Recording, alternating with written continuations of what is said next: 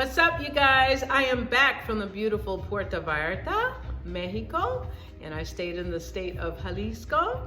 And I'm making a point of telling you that because when I got there, I had been saying the state wrong. I was saying Jalisco, and this lady I was talking to, she's like, say that again?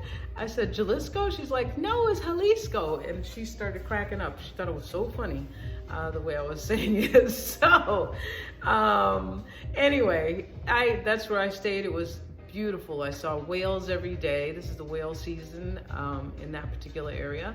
So I saw whales every morning, and pretty much, throughout the day, they come down from Alaska. It was just sunny. It was warm. It was just beautiful. The people were beautiful. The food was amazing. The food was inexpensive. I mean, when I first got there, I made my way to a vegan spot that I found that I had seen during my research. And I mean, I got one of those immunity shots. I got an amazing berry spinach salad and all this other stuff for like $8, which I thought was great. Because here, even just a shot like that probably would be $3 or $4, probably about $4, $4 or $5. There it was like $1.74. So you can eat very well in Mexico. I mean, you can eat healthy, you can eat really good food. So I love that part. I loved hearing all the music. Those people, I mean, they just like to move, be free. They get moved by the music, and they're not afraid to just be themselves. What else? There was just a lot of love there. I saw so many people that were holding hands and, sitting on the bench together. And it was just really nice to see that. I felt like Puerto Vallarta was filled with just so much love. I mean, and the people that live there love it too.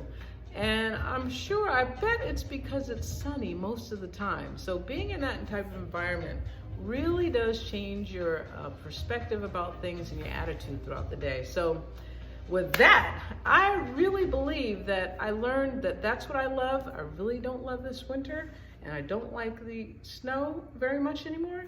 So starting January, February, March, and April, I may find myself in another country of South America every year if I don't choose to move there beforehand.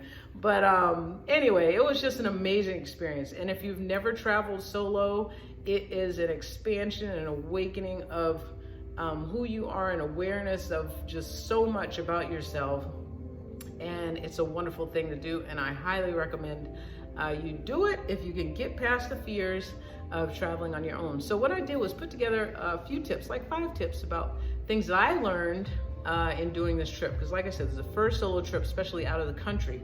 So before doing that, I had lots of little fears, anxieties, but there are a couple things I did to help put that at ease. So number 1, I did lots of research. I mean, I did watched all kinds of YouTube videos, read different articles. I joined Facebook groups.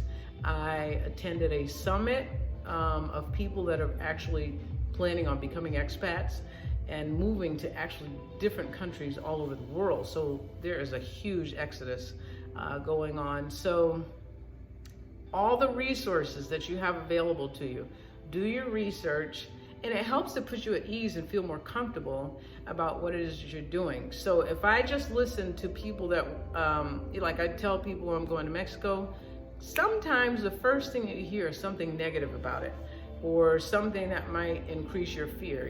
Oh, don't go get kidnapped. Well, I could get kidnapped here in the United States. You know what I mean? So do your research and get to know the people, even through social media and the things that you read. In the YouTube videos, you really get to see a lot of actual things that are going on. And that's what is really going on, not what people hear that have never been there. You know what I mean? So the other thing is try not to take your negative beliefs about the people and the country with you. I grew up not really knowing very much about Mexico. I grew up in Orange County, California, but the only thing I knew about Mexico was Tijuana. And when I went to Tijuana, the one time, I just didn't like it. It was just, it was nighttime, we went for partying and stuff like that. And so I was like, I kind of equated that to being what Mexico was like. And then of course you hear about the cartel and all these other little things. people want to do this and people steal from you, all kinds of stuff. So, but you have to get past all of that. So negative beliefs about a country, until you have been there yourself and experienced it, try not to take those beliefs with you, because you may be keeping yourself from a whole new world of things just based on negative beliefs that you actually, know nothing about. So 1, do your research. Number 2, don't take the negative beliefs with you. Be open to all the opportunities and the people that come towards you. And if you take those beliefs with you, it kind of closes you off to becoming friends with people that you meet there, and just being open to people being nice to you. So that was the other thing. Number 3, be willing to talk to people. And I found myself being like a little chatterbox when I was there. I mean, I was talking to people, having conversations with folks on the boardwalk, and you had to ask people to take your pictures, but that's me kind of somewhat too. But being there forced me to really do that even more. So for a person that's not that talkative, you may be surprised how much more you open up and speak to people, just because you, 1, have to find out information. You have to get understanding about, either where you have to go or maybe conversion of money and all that other good stuff. So, and enjoy those conversations, kind of savor them.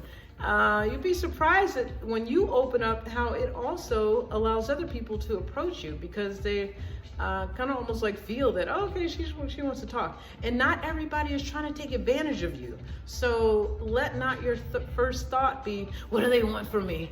Because it may not be anything. They're just trying to be nice to you, okay? So the biggest thing is just putting down those fears and beliefs and closing yourself off to people. And then the other thing is, you got to be willing to be a little uncomfortable when you travel solo. So you may have to, like, for 1, I went on a tour, and on my tour was only like Mexican families and stuff like that. And even the tour operators were Mexican. So everybody was kind of like speaking Spanish. I could understand un poquito, just a little teeny weeny bit. And but the people were so nice and accommodating and really trying to get to know me. And actually, one family that I did end up speaking to, I thought they were from Mexico because they were speaking Spanish, but they were actually from Utah. And then they started speaking to me in English once I ended up speaking to them. So I was being, I was open and willing to talk. And so I ended up meeting a new family. Their kids were wonderful and all that other good stuff. And then it was funny because on the trip, while they're playing music and doing all these things, and I was like, hee hee hee. And but I was enjoying myself because we were on the boat, and we were going to do some excursion. So, but at first it was a little uncomfortable because I didn't know what to expect. And then, like I said, in the back of your mind, you think these things like, oh, what if this happens? What is it? Oh, forget it. Okay. It probably will not happen. So just be open and willing to be a little uncomfortable, kind of go with the flow, and just good things start happening. So, and then the last thing is, when you go to a different country, and I know a lot of people are excited about getting good deals. So when I went there, my dollar was worth about 20 pesos, which was cool, really good. But at the same time, I wasn't trying to take advantage of people or get the very best deal at their expense, you know what I mean? So I was happy because my dollar was worth a good amount. But at the same time, I wasn't trying to nickel and dime people to where they weren't earning something. So be willing, when you go to another country, even if you get a good value on your dollar, be willing to be fair with people, okay? Give them the money that they're worth. And try not to be so concerned about getting so much for so cheap that you end up taking money out of the mouths of their families too. So, I mean, especially during this COVID thing, and people they're not having experienced much travel, so they're really hustling, trying to make money. So when you go to another country, just be fair with people.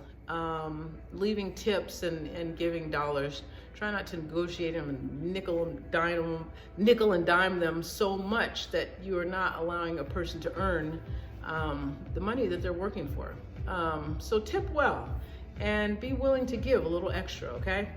The other thing is just enjoy yourself. It was really great to be there by myself. I mean, you could get up when you want. I even did my classes online, so I was excited about that, and that actually helped me to feel a little bit more on schedule with things. So that was good work time,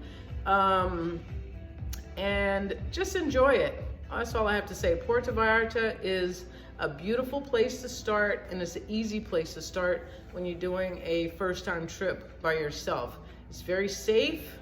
The people are helpful, and I felt very comfortable. And again, I can't say this enough, but I encourage you to do this for yourself if it's something that you have been considering or contemplating. Also, if anyone has any questions about things I may have experienced or about traveling to Puerta Vallarta, please feel free to message me. I'll be more than happy to share all of my information. Okay, thanks for listening. I hope this was helpful. And like I said, if you want more detailed information, please feel free to ask. All right, see ya.